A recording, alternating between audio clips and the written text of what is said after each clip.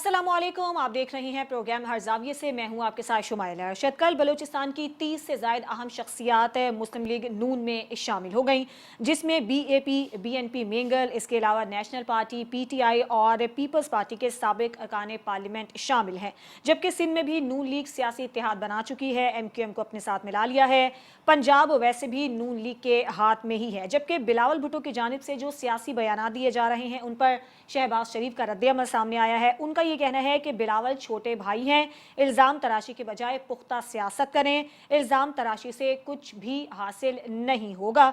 जबकि अब सवाल ये पैदा हो रहा है कि अभी जो मुल्क में सियासी अदम इस्तेहकाम है, क्या वो कौमी हुकूमत तश्कील पाने के बाद ख़त्म हो जाएगा? और इसका जायज़ा अपने मेहमानों से अपने प्रोग्राम में हम लेंगे। साथ ही साथ जो पीपल्स पार्टी को नवाज शरीफ के दौरे बलूचिस्तान पर कुछ तहफ़्फ़ुज़ात हैं, असल में वो तहफ़्फ़ुज़ात हैं क्या, इसके पीछे वजूहात क्या हैं, और मुल्क भर में नून लीग का जो सियासी इत्तेहाद है, क्या वो पीपल्स पार्टी के लिए वाकई ख़तरे की बाइस है? और जो कराची की सियासत है वो भी आजकल खासी गर्म है। MQM राबता कमेटी की जानिब से एक अहम इजलास भी आज तलब किया गया है, जिसमें पीपल्स पार्टी की जानिब से जो हालिया बयानात दिए जा रहे हैं, इसके अलावा नून लीग के साथ उन्होंने जो इंतखाबात मिलकर लड़ने का ऐलान किया गया है, इस हवाले से कुछ तबादला ख्याल भी किया जाएगा। साथ ही साथ IMF का जायज़ा मिशन है जो कि पाकिस्तान में है, और IMF के गैर मुल्की सफ़ीरों से मुलाकातें भी हो रही हैं। MD IMF mission Kristalina Georgieva की जानिब से यह कहा गया है एक इंटरव्यू के दौरान कि पाकिस्तानी हुकाम इंतहाई मुश्किल हालात के बावजूद प्रोग्राम पर अमल कर रहे हैं और पाकिस्तान के साथ हम डील के बहुत करीब हैं, यानी ये डील होने के कवी इम्कानात हैं। और इस मंजूरी के बाद अगर ये डील हो जाती है तो पाकिस्तान को 71 करोड़ डॉलर की किस्त दिसंबर में मिलने का इम्कान भी है। लेकिन हमने देखा कि इसी दरमियान साबिक चेयरमैन सेनेट की जानिब से, रज़ा रब्बानी की जानिब से एक बयान दिया गया, जिसमें उन्होंने IMF की जो ये गैर मुल्की सफ़ीरों से मुलाकातें हो रही हैं, इस हवाले से उन्होंने एतराज़ उठाया और कहा कि ये शर्मनाक और अफसोसनाक है कि IMF स्टाफ सफ़ीरों से यकीन दहानियाँ मांग रहा है। क्या निगरां हुकूमत की साख इस कदर गिर गई है कि गैर मुल्की सफ़ीरों से यकीन दहानियाँ मांगी जा रही हैं? तो क्या रज़ा रब्बानी का ये बयान दुरुस्त है? इस पर भी हम आज के प्रोग्राम में बात करेंगे। गज़ा की सूरत हाल जो कि दिन ब दिन ख़राब होती चली जा रही है, अस्पतालों ने काम बंद कर दिया है, और क्योंकि सूरत हाल वहाँ पर इंतहाई ख़राब हो गई है।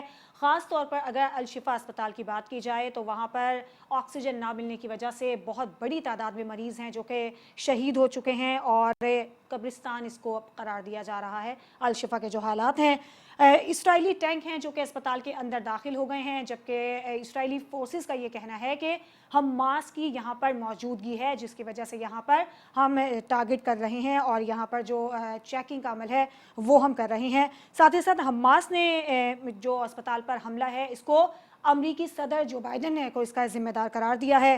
साथ ही साथ उनका ये भी कहना है कि अब जो भी सूरत हाल बन रही है, आलमी दुनिया इस पर खामोश है, जो कि वाकई शर्मनाक अमल भी है। एक ब्रेक के बाद जब हम वापस आएंगे तो इसी हवाले से अपने मेहमानों से हम गुफ्तगू का आगाज़ करेंगे कि जो मुल्क में सियासी मेल मुलाकातों का सिलसिला जारी है, इसके अलावा IMF के जो मुज़ाकरात हैं वो पाकिस्तान के साथ अब कामयाबी की जानिब गामज़न है, और ख़ास तौर पर गज़ा में जो सूरत हाल है, ये सूरत हाल किस जानिब जा रही है, क्योंकि इसी तनाज़ुर में हमने देखा है तुर्क सदर की जानिब से एक बयान भी दिया गया है। इस पर बात करेंगे एक ब्रेक के बाद।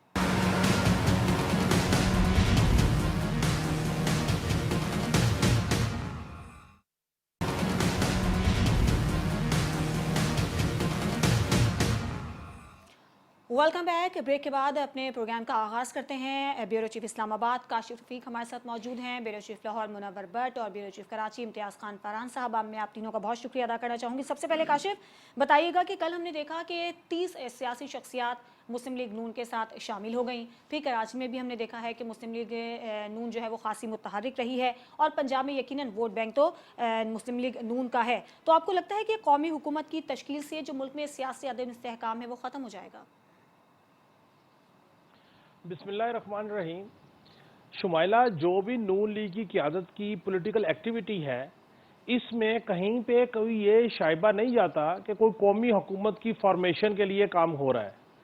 इस तमाम मूव को अगर बारीक बीनी से देखें तो ये लगता है कि मुस्लिम लीग नून पूरे पाकिस्तान में सिंगल हैंडेड मेजॉरिटी पार्टी के तौर पे अपनी हुकूमत बनाना चाहती है, और जो दूसरी लार्जेस्ट पार्टी है पीपल्स पार्टी, उनको शायद वो अपने साथ कैरी नहीं करना चाहते हुकूमत में।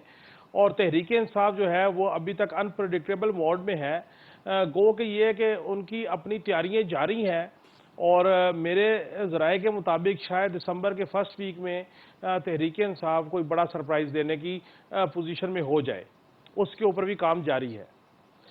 اگر نون لیگ بلوچستان میں نواز شریف صاحب، شہباز شریف صاحب، مریم نواز صاحبہ اور کیپٹن صفدر صاحب پڑاؤ کر کے بیٹھے ہوئے ہیں اور تمام چھوٹے بڑی دیگر جماعتوں کے اکابرین کو اپنی جماعت میں شمولیت کی دعوت دے رہے ہیں اور شمولیت کروا چکے، اور لشکر رئیسانی صاحب کو بھی آفر دی جا چکی ہے کہ وہ بھی نون لیگ کا حصہ بنے، تو اس کا مطلب یہ ہے کہ نون لیگ جو ہے وہ کوشش کریے کہ سادہ اکثریتی پارٹی بن کے اور وہ حکومت بنائے، اور اس کے بعد وہ اگر کسی جماعت کو اشتراک اقتدار میں لے کے آئے گی تو اس کی وجہ صرف حکومت کے نمبر کو سٹرینتھن کرنا ہوگا. ادروائز میں یہ سمجھتا ہوں کہ تحریک جو اس ٹائم نون لیگ ہے اس کی کوشش یہ ہے کہ جو سادہ اکثریت ہے 180 کا نمبر جو ہے وہ ان کا اپنا بن جائے تاکہ وہ بیساکھیوں پہ نہ کھڑے ہوں، مضبوطی سے کھڑے ہو کے اپنا کام کریں.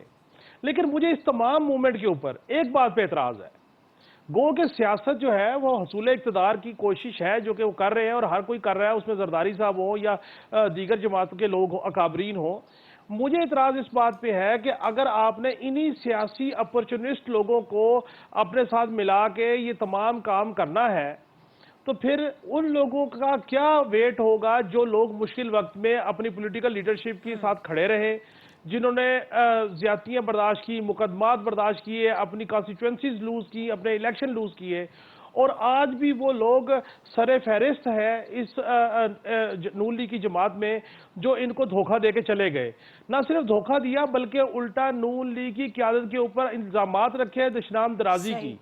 اب آپ دیکھیے کہ جن سیاسی جماعتوں کے ساتھ وہ مل رہے ہیں، اب میں ذاتی طور پہ یہ سمجھتا ہوں کہ صادق سنجرانی صاحب کو جس طریقے سے چیئرمین سینٹ بنایا گیا میر حاصل بزنجو کے صاحب کے مد مقابل، کوئی بھی بندہ اس پہ کوئی اچھی رائے نہیں دے سکتا کیونکہ میجورٹی تو اپوزیشن کے پاس تھی، اور میر حاصل بزنجو صاحب اللہ انہیں غریق رحمت کرے ایک وزادار سیاسی شخصیت ہے، وہ بیسیکلی نواز شریف صاحب کے امیدوار تھے. اگر پولیٹیکل لیڈرشپ نے انہی لوگوں کو بار بار ریپیٹڈلی چلانا ہے ساتھ اور الیکٹیبل کے نام کے اوپر نمبر کا گیم پورے کرنے ہیں، تو پھر بھلے آپ 180 کی اکثریتی نمبر لے بھی لیں، لیکن یہ بات آپ ذہن میں رکھیں کہ یہ وہ سیاسی لوگ ہیں جو کسی ٹائم بھی جو ہے وہ ایک لڑا دھڑا بنا کے، گروپ بنا کے، فارورڈ بلاک بنا کے آپ کو دھوکہ دے سکتے ہیں، چونکہ ماضی میں بھی یہ یہی کام کرتے رہے ہیں. تو اس ایک پہلو کو بہرحال نون لیگ کی قیادت کو سوچنا چاہیے. ٹھیک ہے منور، وہی پرانے چہرے جیسے کہ کاشف بھی ابھی بات کر رہے ہیں جماعت میں شامل ہو رہے ہیں، تو کیا نون لیگ کی یہ حکمت عملی درست ہے؟ نہیں دیکھیں، میں نے یہ بات پہلے بھی کی تھی کہ جو بلوچستان وہاں پہ سرداروں کا نظام ہے، وہاں پہ عوام کے ووٹ جو ہے وہ سردار کے اشارے پہ وہ کاسٹ ہوتے ہیں. تو سردار جو ہے وہ اپنے سے بڑے سرداروں کو کہنے پہ چلتے ہیں. تو فی الحال جو مسلم لیگ نون میں جو ٹوٹ پھوٹ ہوئی تھی اس کی اب وہ اثر نو مرمت کا کام جاری ہے، اور وہ میاں نواز شریف کی لیڈرشپ جو ہے اس کی وجہ سے نہیں ہے بلکہ جو کاریگر ہیں ان کی وجہ سے ہے، جنہوں نے نون لیگ کو بلوچستان میں ختم کرنے کی ایفرٹ کی تھی.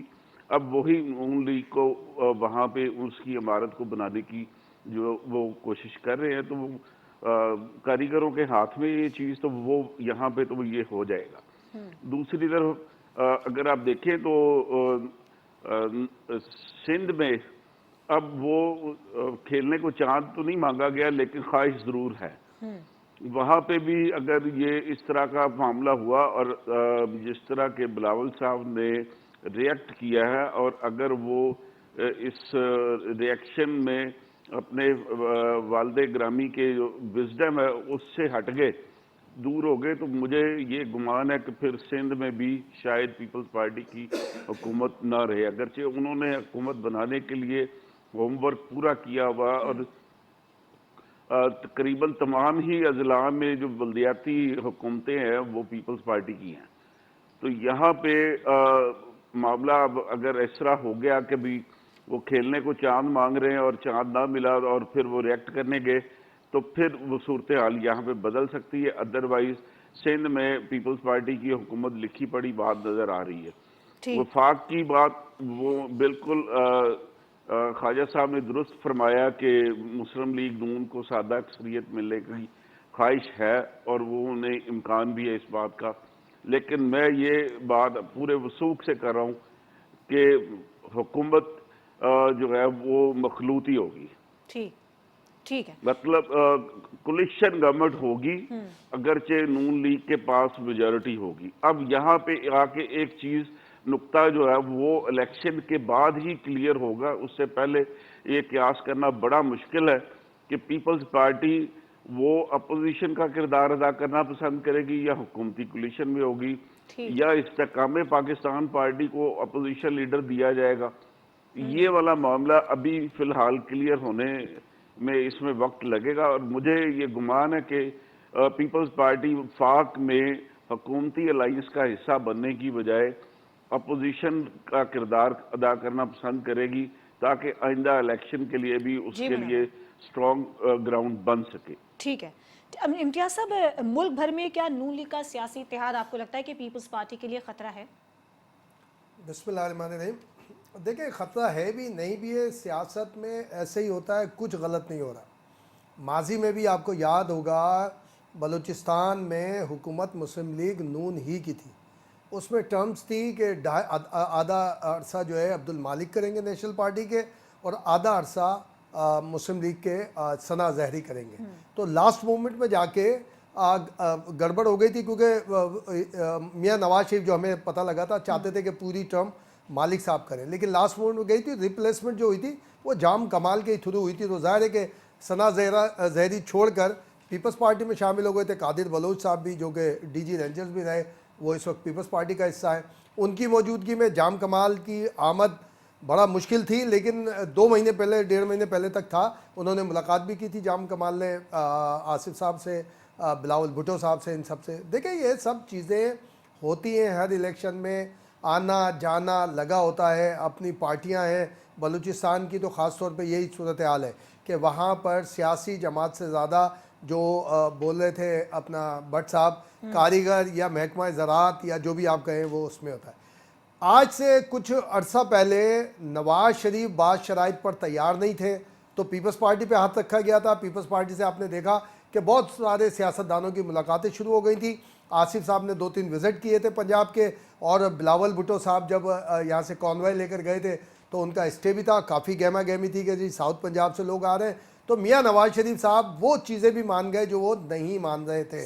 تو اب اس کے بعد ذرا تھوڑا پیپلز پارٹی کا ایک معاملہ ہے، 1-2 معاملوں میں وہ نہیں مان رہے، تو اب ان کو تھوڑا سا ہاتھ دکھایا جا رہا ہے کہ یار اگر نہیں مانیں گے آپ تو یہ بھی ہو سکتا ہے۔ تو میں سمجھتا ہوں کہ بلاول جو 2-3 دن یہاں پر ہوئے، آج بھی ایک ایونٹ تھا پیپلز پارٹی کا اور کل نشست تھی ایک جگہ، تو وہاں پر یہ ہے کہ بلاول بھٹو بول ضرور یہ بات چل رہی ہے، لیکن جو بٹ صاحب فرما رہے ہیں بلاول بھٹو بھرپور، اگر جو رزلٹ کے بعد کیا صورتحال، لیکن لگ رہا ہے ابھی کہ بھرپور اپوزیشن لیڈر کا کردار ادا کرنے کے لیے بالکل تیار ہے، کیونکہ وہ یہ کریڈٹ بھی لینا چاہتے ہیں کہ 2 ینگ اپوزیشن لیڈر پارٹی کا، جیسے 2 ینگ فورن منسٹر تھے۔ اور اس کے لیے اب جہاں تک سندھ میں جو معاملات چل رہے ہیں کہ اب ایک معاملہ پھر چل رہا ہے کہ نواز شریف وزٹ کریں گے اور اس میں بہت سارے لوگ یہاں پہ آنے کو تیار ہیں۔ تو مسلم لیگ نون کے ہی ذرائع کا کہنا ہے کہ تھوڑا پس و پیش سے کام لے رہے ہیں میاں صاحب، کیونکہ ایک دم یہاں پہ بیٹل جو ہے وہ آن نہیں کرنا چاہتے۔ اور لیکن میں سمجھتا ہوں کہ پیپلز پارٹی سندھ میں کم از کم سیکیور ہے، اور جو آگے کا معاملہ چل رہا ہے ساؤتھ پنجاب اور یہ پنجاب کے اندر، وہاں پر اتحادی طور پر معاملہ ہو سکتا ہے۔ پی ٹی آئی کے آزاد جو حیثیت سے لڑیں یا پی ٹی آئی کے پلیٹ فارم سے لڑیں، اس طرح سے کوئی نہ کوئی ایک میکنزم بن سکتا ہے۔ آئی پی پی کے لیے یہ باتیں بہت ہو رہی ہیں، ہمارے دونوں دوست کرتے ہیں کہ استحکام پاکستان پارٹی ہے، لیکن میں سمجھتا ہوں کہ اس کو نیگیٹو سرپرائز ملے گا پاکستان استحکام پارٹی کو۔ اس میں سے چند شخصیات کے ضرور امکانات ہیں کہ وہ کامیاب ہوں گے، ادروائز میں جو سمجھ رہا ہوں اور جو باتیں سامنے آ رہی ہیں کہ یہ جو آئی پی پی ہے یہ ہمارے اس طرح کی آئی پی پی ثابت ہوں گی جیسے ہمارے الیکٹرک ڈسٹریبیوشن کے اندر ہے۔ بالکل ٹھیک ہے، ایک بریک کا وقت ہوا ہے، بریک کے بعد جب ہم واپس آئیں گے تو آئی ایم ایف اسٹاف کی غیر ملکی سفیروں سے ملاقات ہوئی ہے، جس پر رضا ربانی کی جانب سے ایک بیان دیا گیا ہے۔ اب یہ بیان درست ہے یا نہیں ہے، اس پر ہم بات کریں گے ایک بریک کے بعد۔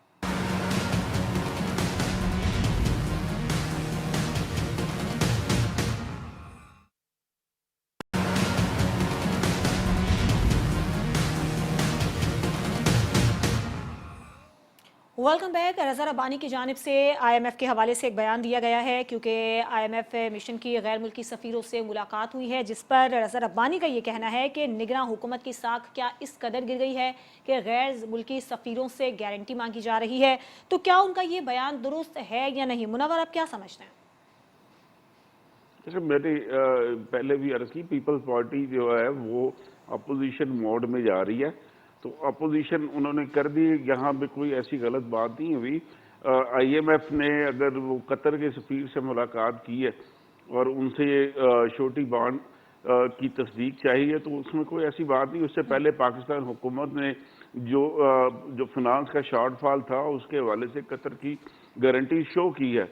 तो अगर IMF ने वो पाकिस्तान हुकूमत के उस पेपर को वेरीफाई करने के लिए कतर के सफीर से बात की है, तो उसमें कोई ऐसी गलत बात नहीं हुई। जिसने पैसे देने पाकिस्तान का जो ट्रैक रिकॉर्ड रहा, और ख़ास करके जो पीछे IMF के साथ जो मुआहदे को ब्रीच किया गया था, उसके बाद IMF ने जो कड़ी शराइत आयद की है और उसके ऊपर फिर अब मॉनिटरिंग का सिलसिला जारी है।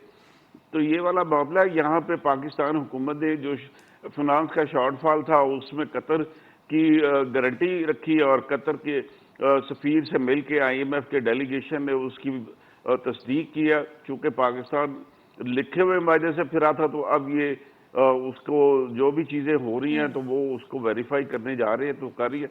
कोई ऐसी बात नहीं, इसमें कोई ना सॉवरेनिटी का इशू है ना दूसरा। जब आप खुद से किसी भी बंदे को अपने मामले में गवाह बनाते हैं या गारंटर बनाते हैं, तो फिर जिसने पैसे देने होते हैं तो वो उससे वेरीफाई तो करता है। तो ये वाला मामला हुआ। बहरहाल अच्छी बात ये है कि पाकिस्तान जो मुश्किल टाइम से निकल रहा है, पाकिस्तान की इकॉनमी जो है वो बेहतर हो रही है, और IMF की जो दूसरी ट्रांच है वो भी मुझे लगता है कि वो जारी कर देगा, क्योंकि अब तक उन्होंने इत्मीनान का इजहार किया और ये कहा है जी कि पाकिस्तान ने मुश्किल हालात के बावजूद जो शराइत आयद की थी उनकी पासदारी की है।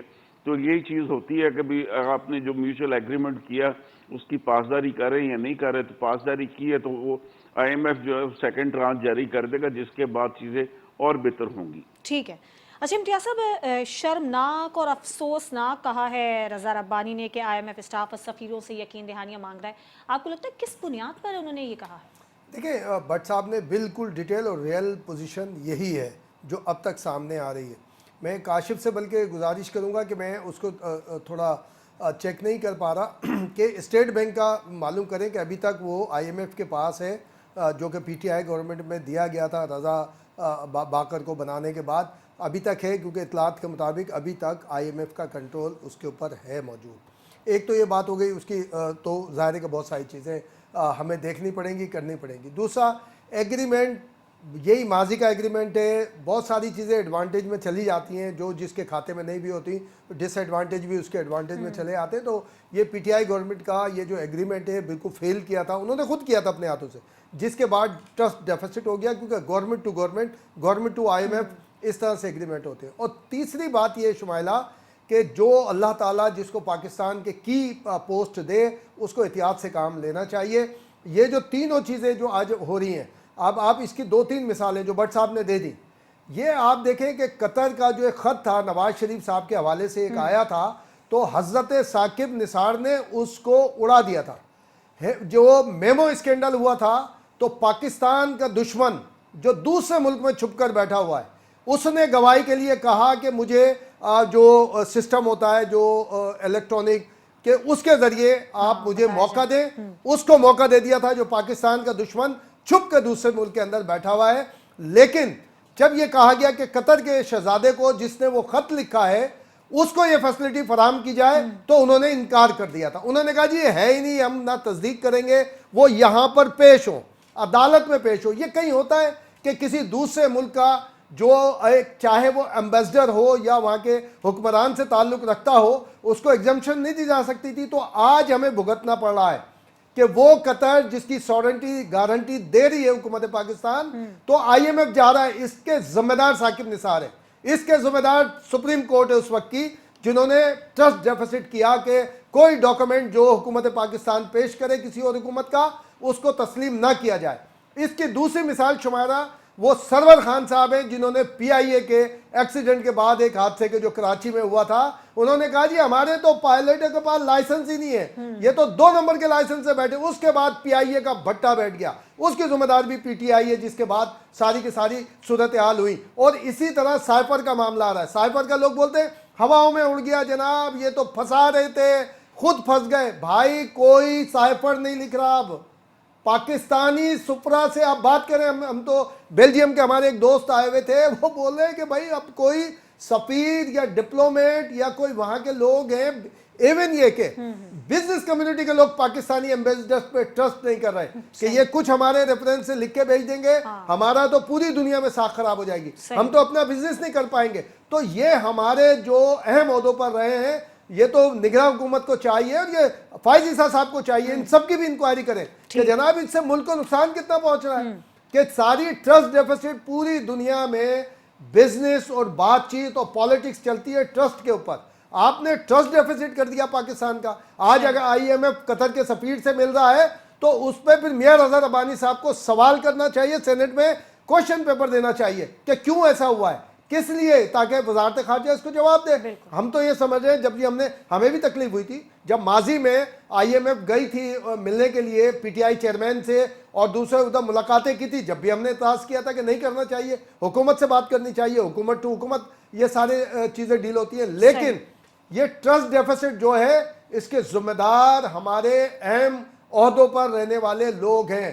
تو خدارا جو ابھی موجود ہیں ان سے بھی گزارش ہے, جو آئندہ آئیں گے ان سے بھی گزارش ہے کہ جہاں پر آپ بیٹھتے ہیں وہاں اینکی پینکی مت کیا کریں. اور جیسے پوری دنیا میں پاکستان جو سابق پرائم منسٹر تھے ہمارے PTI کے چیئرمین, جس ملک میں جاتے تھے پاکستان کی برائی کرتے تھے, وہاں چور رہتے ہیں, وہاں میں چھوڑوں گا نہیں, ٹیکس نہیں دیتے, یہ نہیں کرتے. یعنی آپ امریکہ گئے ہیں, UNO گئے ہیں, ٹرکی گئے, اور خود جب ان کے مشورے کے اوپر جب انڈونیشیا نے ایک کانفرنس کال کی تھی تو وہ وہاں سے غائب ہو گئے تھے وہ کسی کے کہنے پر. تو مہاتیر محمد آج تک ناراض ہیں, وہاں پہ جو طیب اردوان ہیں وہ آج تک ناراض ہیں, دوسرے لوگ.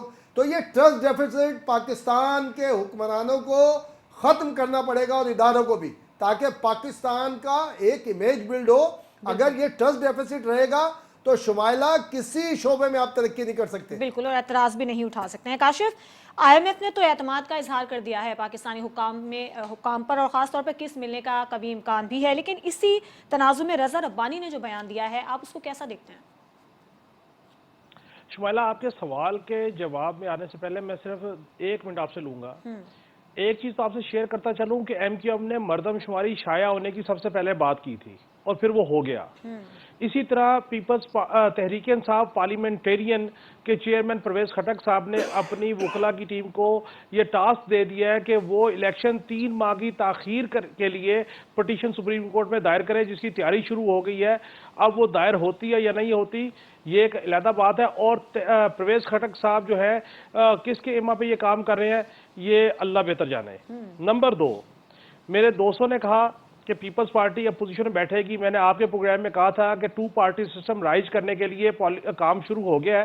پیپلز پارٹی کو یہاں بٹھایا جائے گا, نون لیگ کو مرکز میں بٹھایا جائے گا, اور تحریک انصاف کے لوگوں کو IPP میں بھیجا جائے گا تاکہ وہ الیکشن ہار جائیں, جیسے کہ میرے دیگر احباب نے بھی اس بات کو آج کہا, تاکہ ان کا پولیٹیکل کیریئر تو فارغ ہو اور چیزیں جو اس کے وہ دوبارہ پیپلز پارٹی اور نون لیگ کی سیاست کی طرف آئیں. میں مشکور ہوں انہوں نے اس کو انڈورس کیا. ایک بات آپ کو بتاؤں کہ ابھی میرے بھائی امتیاز فراز صاحب نے کہا اسٹیٹ بینک IMF کے کنٹرول میں ہے یا نہیں ہے. دیکھیے, اسٹیٹ بینک کی جو بھی حیت تبدیل ہوئی تحریک انصاف کی حکومت میں غلط ہوئی تو اس کے اوپر قانون سازی کر کے اس کی حیت کو تبدیل کر سکتی تھی PDM کی حکومت. اگر PDM کی حکومت اپنے مقدمات کے حوالے سے نیب ترامیم تبدیل کر سکتی ہے اور جو سپریم کورٹ کے کوڈ آف کنڈکٹ ہے اس کو تبدیل کر سکتی ہے, تو اگر وہ سمجھتے تو وہ اسٹیٹ بینکوں کی حیت کو بھی تبدیل کر سکتے تھے. اسحاق ڈار صاحب کافی تجربہ کار ہے اس معاملے میں, لیکن شاید یہ مجھے لگتا ہے اس لیے نہیں ہوا کہ وہ IMF کی جو ایک سیٹ ڈیل ہے, ریوائز ڈیل تھی, جس کے اوپر تمام پولیٹیکل پارٹیز کی انڈورسمنٹ ہے, اس کا یہ ایک حصہ ہے. एक ब्रेक का वक्त हुआ है। ब्रेक के बाद जब हम वापस आएंगे तो इसराइल ने अस्पतालों को कब्रिस्तान में तब्दील कर दिया है और मुल्क भर में भी और दुनिया भर में एहतजाज का सिलसिला जारी है। दबाव बढ़ाने की कोशिश की जा रही है इसराइल पर, लेकिन इसराइल कोई दबाव नहीं ले रहा है। तुर्क सदर ने एक मुतालिबा किया है कि इसराइल को दुनिया दहशतगर्द रियासत करार दे। क्या उनका ये मुतालिबा दुरुस्त है और क्या इस पर अमल हो सकता है, इस पर बात होगी एक ब्रेक के बाद।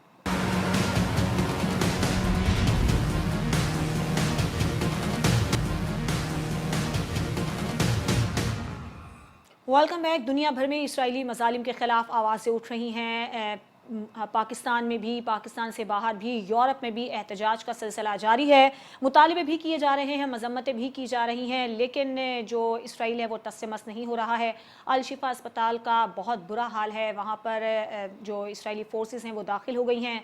टारगेटेड वहाँ पर ऑपरेशन किया जा रहा है और एक हमने ऐसी वीडियो भी देखी कि 200 लोगों को जो है वो अस्पताल के अंदर ही दफना दिया गया है। सूरत हाल इस हद तक ख़राब है क्योंकि ना अंदर जाने दिया जा रहा है ना बाहर आने दिया जा रहा है। इसी सूरत हाल में हमने देखा कि तुर्क सदर की जानिब से एक मुतालिबा किया गया है कि दुनिया इसराइल को दहशतगर्द रियासत करार दे। इम्तियाज़ साहब, आप समझते हैं क्या ये हो सकता है? देखिए, हो सकता है। ये सिर्फ तैयब अर्दवान साहब का ज़रूर मुतालबा है। मैं समझ रहा हूँ हम सब जो प्रोग्राम के पार्टिसिपेंट हैं और बहुत सारे लोग हैं, उन सब का ये मुतालबा है। अब देखें, इस जो वार है, अब ज़ाहिर है डे टू डे अफेयर के ऊपर आप और हम सब इसको चेक भी करते हैं और इसका फीडबैक भी लेने की कोशिश करते हैं। अब डे टू डे अफेयर के तौर पे अब इस वार की अलहदा एक डिबेट शुरू हो रही है। एक याद होगा, हमने इस प्रोग्राम में कहा था, एक ज्यूश जर्नलिस्ट था जिसने वहाँ गाज़ा में काम भी किया बहुत पहले। उसने एक बुक लिखी, तो उसने कहा कि इसराइल जो दुनिया भर को असला सप्लाई करता है उस पर वार टेस्टेड स्टैंप लगी होती है। तो उसका कहाँ पे वार टेस्टेड स्टैंप होती है? तो उसने अपनी किताब में लिखा था कि जी गाज़ा के जो स्ट्रिप है उसको वो आए दिन जो वहाँ पर गड़बड़ होती है वो उस पर कब्जा भी नहीं करना चाहता, उसको वार टेस्टेड के तौर पे रखता है और वो सारी चीज़ें। और अभी कल एक खबर आई कि यूरोप की एक कंट्री को 317 आई थिंक या 316 मिलियन यूरो का एक डिफेंस सिस्टम जो है वो उसने उसको सेल किया है और उसके साथ एग्रीमेंट साइन हुए हैं। तो क्या इस बात की वो फिर वो ज्यूश उसने किताब सही लिखी है कि जो अपना उसका एक डिफेंस सिस्टम था, जब हमास ने, आपको याद होगा, रॉकेट फायर किए तो हमने कहा कि उसका ये सेल्फ डिफेंस सिस्टम नाकाम हो गया, सारी चीज़ें हुई, इस तरह से हुआ। अब उसके बाद से वो मुसलसल एग्रेशन में, तो इसका मतलब यही भी हो सकता है कि वो बहुत सारी चीज़ें वार टेस्टेड उसने यहाँ पर ये सारी चीज़ें की हो। और तीसरा भी एनालाइज किया जा रहा है कि देखें, मैं समझता हूँ कि दुनिया की चंद, शायद अगर हम देखेंगे वर्ल्ड वार 1 या 2 जो थी उसमें एक लंबा अरसा चला कि गाज़ा में एक इसराइल जो दुनिया में अमेरिका से ज़्यादा जदीद हथियार रखता है, उसकी ट्रेनिंग इस तरह सोफिस्टिकेटेड है और बड़े वेपन्स उसके पास जो ग्राउंड के भी एयर के भी सारे मौजूद हैं। एयरफोर्स उसने इस्तेमाल की, अब ज़मीनी जंग चल रही है और 40 से ज़ायद गुजर गए और गाज़ा के लोग उसको फेस कर रहे हैं। तो दुनिया में एक और डिबेट आ रही है कि फ़लस्तीनी, जो कि आप हिस्ट्री देखेंगे आप फ़लस्तीन की, तो आपको बड़े फाइटर और बड़े इस किस्म के लोग मिलेंगे। तो अब ये नए तरीके से हो रही है। इसराइल के अंदर की खबरें हमें नहीं आ रही। जो कल हम डिस्कस कर रहे थे, वो मैं रात भी बात कर रहा था उनसे, तो उन्होंने कहा कि इस वक्त पूरी दुनिया में जो ज्यूश रहते हैं और ख़ास तौर पे इसराइल, वो अभी तक बेयकीनी का शिकार है, बेचैनी का शिकार है कि होगा क्या, एंड क्या होगा। वहाँ पे इतनी तेज़ी से ये सारी सूरत हाल डेवलप हो रही है। उनके जो एयरपोर्ट है वहाँ पर रश बहुत ज़्यादा है, ये वहाँ की खबरें नहीं आ रही। और वहाँ पर जो एक बात डिस्कस की थी कि नेतन्याहू जो कि खुद करप्ट है और करप्शन के चार्जेस के अंदर है, उसने जो ये वाली हुकूमत बनाई है उसको सिंपल मेजोरिटी नहीं मिली थी, उसने जो इंतहा पसंद ज्यूश थे उनको मिला के बनाई है। जो उस वजीर के एक्टिविटी अब सामने आ रही है, जो इंतहा पसंद उसके अंदर है, तो इसराइल के अंदर भी एक बेचैनी शुरू हो रही है, पॉलिटिकल बेचैनी। अब उसकी अंदर की खबरें ज़ाहिर नहीं आ रही, तो उसके ऊपर हमें काम करना चाहिए। वहाँ पे जो टीम है, जो जर्नलिस्ट हैं, उनको काम नहीं करने दिया जा रहा। यानी होपफुली जो एक काशिफ एक बात कहता है कि देखिए यही होता है कि अचानक कहीं ना कहीं से कोई मामलात होते हैं। अब तेजी से ये डेवलपमेंट है, तब वो आ रही है कि भाई आप कितना नुकसान पहुंचा सकते थे गाजा को, आपने पहुंचा दिया, लेकिन उसके बाद जो आप फाइटर ग्रुप कहें या जो भी कहें, वो और ज्यादा तेजी के साथ तैयारी पकड़ लें और हो सकता है कोई सरप्राइजली ट्रायंगल, कहीं ट्रायंगल अंदाज में कोई ना कोई अटेम्प्ट हो जाए। ठीक है। अच्छा मुनव्वर, अगर इसराइल को दहशतगर्द रियासत करार दिया जाता है तो क्या इससे मजालिम रुक जाएंगे? कौन दे रहा, मेरा सवाल ये है। ابھی تک تو کوئی اس طرح کی صورتحال نہیں ہے.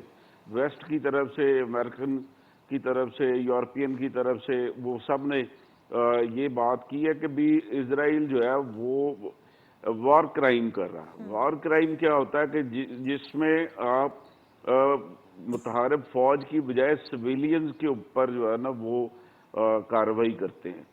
تو اس کے اوپر اس کی مذمت بھی ہو رہی ہے، اور جیسے کہ جسٹن ٹروڈو کا وہ ایک ٹویٹ بھی چل رہا ہے پرائم منسٹر نیتن یاہو کے حوالے سے، تو اس میں ان کی وہ فوکس ہیومن رائٹس کے اوپر کر رہے ہیں. بالکل.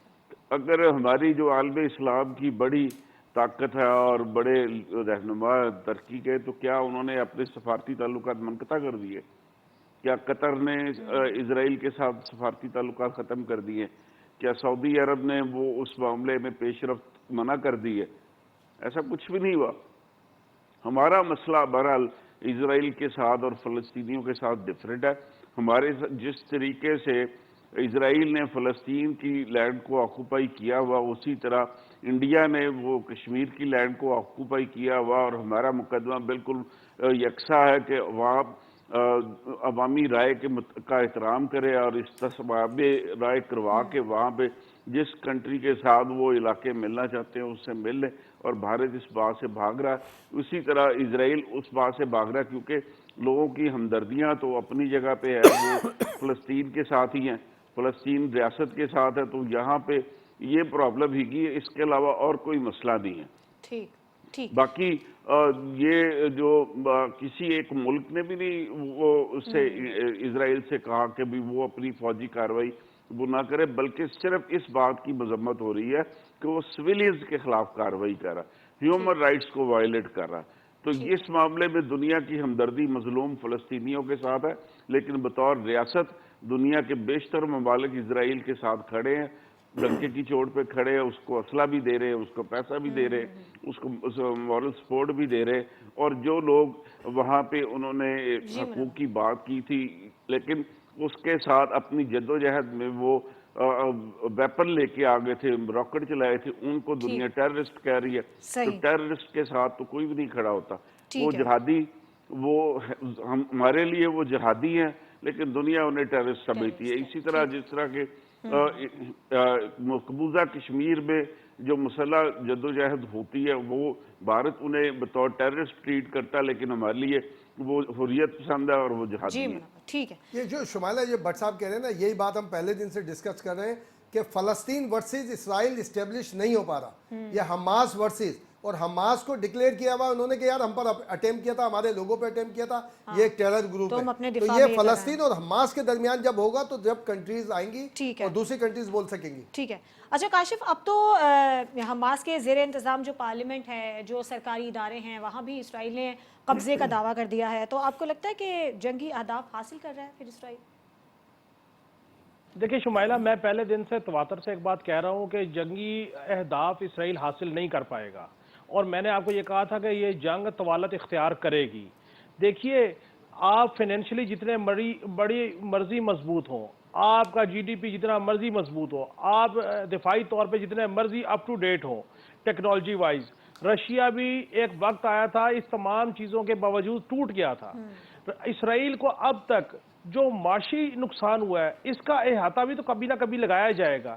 میں یہ سمجھتا ہوں کہ اب تک 40 45 50 ارب کا نقصان اسرائیل کر چکا ہوگا. اب جس شد و مت سے وہ جنگ لڑ رہا ہے، تقریباً 40 دن ہو گئے، نہتے لوگوں کے اوپر جو راکٹ سے زیادہ جن کے پاس کوئی اسلحہ نہیں ہے، کچھ نہیں ہے، ان سے وہ اپنے مغوی بازیاب نہیں کرا سکا. اس نے ہاسپٹل پہ اس لیے چڑھائی کی کہ ان کو لگتا ہے کہ ان کے مغوی وہاں پہ چھپے ہوئے ہیں اور وہاں سے ہم بازیاب کروا لیں گے. اب اس ساری سینیریو میں جو اسرائیلی باشندے ہیں وہ پوری دنیا میں پھیلے ہوئے ہیں، ان کے بڑے بڑے کاروبار ہیں، ان کے کاروبار سٹیک پہ لگ گئے ہیں. دیکھیے، اگر امریکی صدر کے اوپر غزہ میں نسل کشی کے حوالے سے مقدمہ دائر ہو سکتا ہے، امریکی صدر کے خلاف بہت زیادہ لیول پہ جا کے موبلائزیشن ہو سکتی ہے، یو کے میں ہو سکتی ہے، تو یہ وہ لوگ ہیں جو اسرائیل کو کلیئر کٹ سپورٹ کر رہے ہیں، وہاں کی حکومتیں سپورٹ کر رہی ہیں.